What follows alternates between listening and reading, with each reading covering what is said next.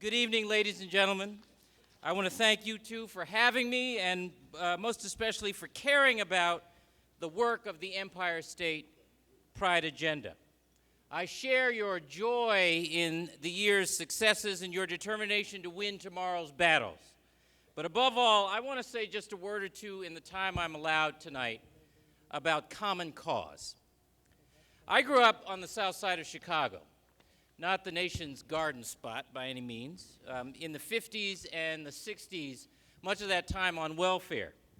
I lived with my mother and my sister and various relatives who came and went in our grandparents' two-bedroom tenement.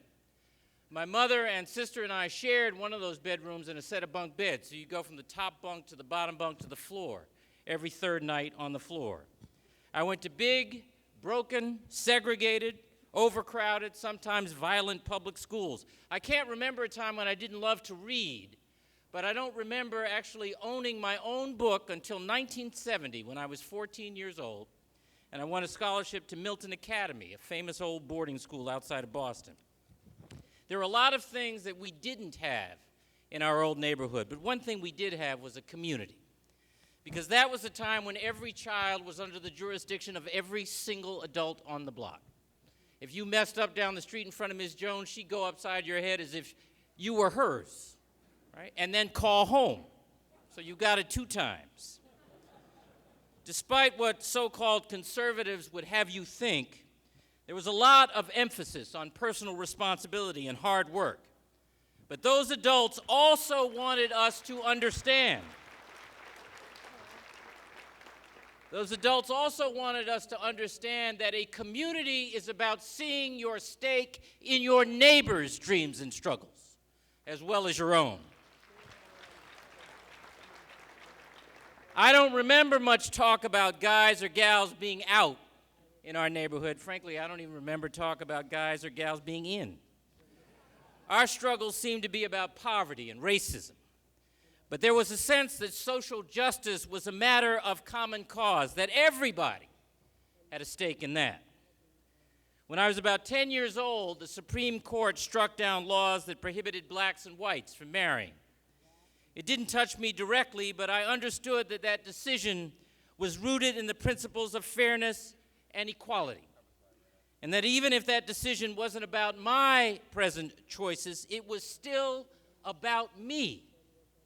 I came to understand that just as it took a community to help me rise from the south side of Chicago to law school, to the executive ranks of Fortune 500 corporations, to the Massachusetts State House, it took a community to win equality, in that case and many more, to make America better. By the time I came to office in 2007, the Goodrich decision had been the law for 3 years. I was then and am now proud of the fact that Massachusetts was the first state in the nation to affirm marriage equality.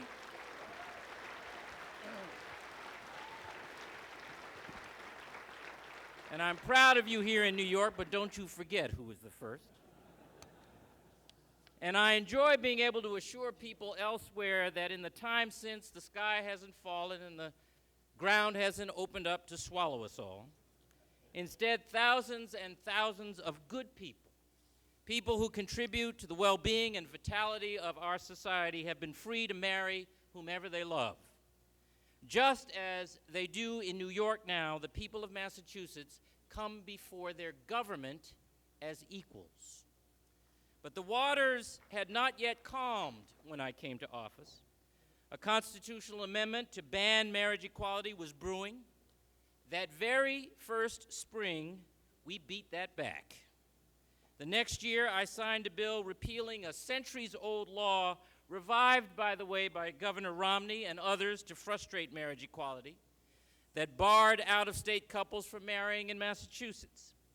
And then we enacted legislation to grant same-sex couples the same access to Medicaid benefits as heterosexual couples enjoy. Last year, I signed legislation to extend critical protections to transgender residents seeking housing, employment, credit, or post-secondary education, to expand the state's hate crimes. Why do we push back against small-mindedness and misconceptions, and hate itself. Because in a community, your struggle is my struggle, and my struggle is yours. Because as Dr. King taught us, injustice anywhere is a threat to justice everywhere. It's never wrong to stand for the principle that people come before their government as equals. I didn't,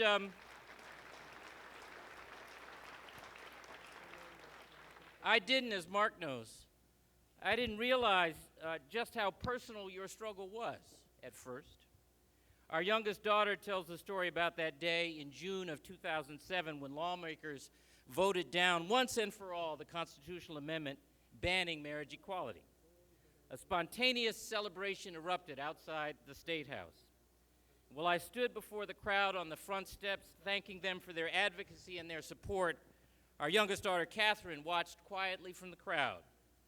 She said later she felt proud of me because of how I'd fought so publicly for something that didn't affect me. It turned out in the end that it did. A few months later, she came out to her mom and dad. Catherine's struggles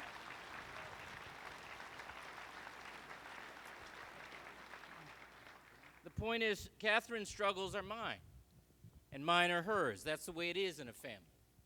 That's also the way it is in a community. So the question we must ask ourselves now is this: will we be there together for the next struggle? Will you join the next fight for freedom and equality, even in another state? More than that, will you join the fight for religious freedom, for racial justice, for basic fairness in the criminal justice and immigration systems, against the kind of poverty and inequality that is crushing the urban poor and dispiriting the middle class? Will you make your neighbor's dreams and struggles your own? These are not